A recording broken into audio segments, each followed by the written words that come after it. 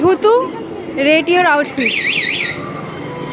এই জামাটা দিদি কিনেছে, নিশ্চয়ই ভালোই হবে, জানি না কত দাম, আমিও জানি না।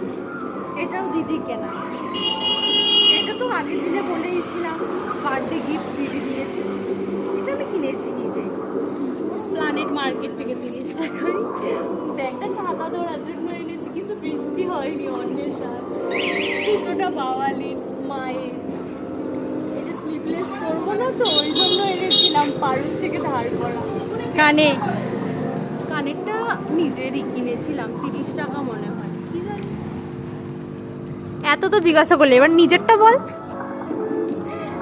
যে আমার ড্রেস, জামাটা গিফটেড, প্যান্টটা গিফটেড, এটা গিফটেড, এটা লোকের, এটাও রুমমেটের কাওয়ালি, এটা এটা পারুল, এটা গিফটেড। জুতোটা আমার নিজের কেনা, কত দাম মনে নেই। এটা নিজের ওই 30 টাকায় প্ল্যানেটে কেনা, আর কিছু নেই। আছে কি, ওটাও লোকের ভাড়া। ব্যাস, আজকে সব কিছুই আমার লোকের জিনিস, আর কি। বাওয়ালি প্লিজ রেট ইওর আউটফিট। এইটা হচ্ছে আগের দিন ম্যাক্স থেকে 900 টাকায়, ঠিক আছে, একটু দাম। প্যান্টটা হচ্ছে কত এরকম সামথিং কিছু একটা।